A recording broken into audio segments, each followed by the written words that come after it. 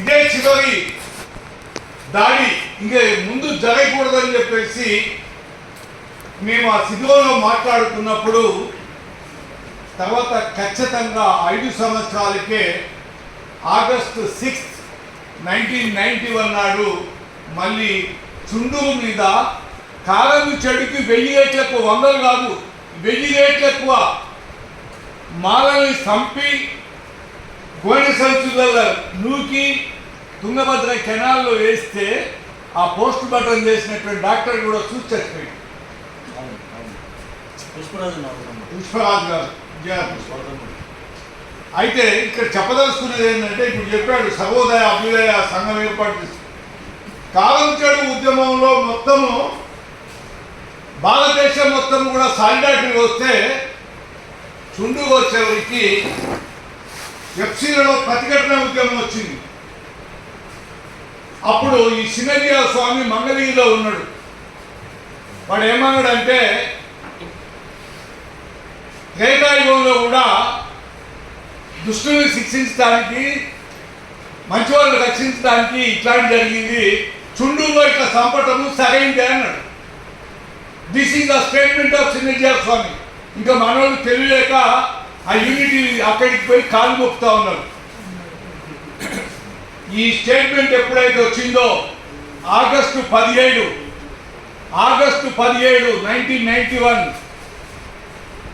మొత్తం బండ్ల మీద అన్ని కూడా రాసిరు. ఏమి రాసిరంటే మాలనా కొడుకులా మీకు రాజ్యాధికారం అవసరమా, ఇంత ప్రతిఘటన చుండూరులో రాయటమే కాదు 17th నాడు బాంబులేసి ఏసీ కాలు మీద దాడి చేసి మొత్తం అక్కడ ఉన్నటువంటి మాలామాదిక యువకులందరినీ తరిమికొట్టి ప్రతిఘటన అట్నుంచి వచ్చింది కానీ మన వైపు లేదు. తర్వాత ఆ కేసు జరిగింది, కొట్టివేయబడ అదొక ముచ్చట. తర్వాత ఖచ్చితంగా 2012 జూన్ 12 నాడు పొద్దున కోండ్రు మురళి అనేటువంటి ఒక షెడ్యూల్ కులాలకు సంబంధించిన వ్యక్తి ప్రాతినిధ్యం వహిస్తున్నటువంటి దక్షిణపేటలో 8 మందిని 7:30కి చంపారు. 8 మంది మాలల్ని 8 చంపారు. ఈ న్యూస్ ఎంతమంది తెలుసో నాకు తెలియదు.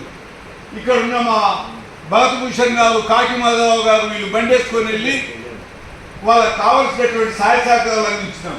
అసలు అది ఉద్యమంలోనే కాలేదు, అదొక అట్రాసిటీ ఉద్యమం కాలేదు. ఉద్యమాల యొక్క పరిశీలన మనం గమనించినట్టయితే మనం బలహీనపడుతున్నప్పుడు కాలం చెడు ఎంతో మృత్యులు లేచింది. దాని తర్వాత చుండూరు ఏ విధంగా బలహీనపడిపోయింది.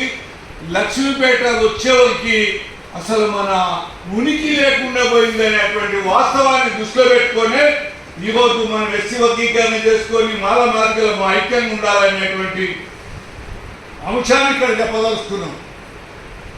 గత 1985 నుంచి 2012 దాకా తెలుగు రాష్ట్రాల్లో జరిగినటువంటి అత్యాచారాల మీద ఏదైతే జరిగిందో అది దినదినంగా బలహీనపడిపోతూ అస్తిత్వాన్ని కోల్పోయింది.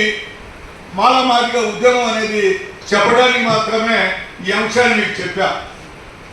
కనుక ఇట్లాంటి అనేక అంశాలు ఉన్నాయి. మరి మా కృపాకర్ గారు ఎంత చెప్పాలంత చెప్పిండు, కానీ నా సైటేషన్లో వెళ్ళదలుస్తుంది. కానీ ఇప్పుడు కేవీ కేసు మాట్లాడావా?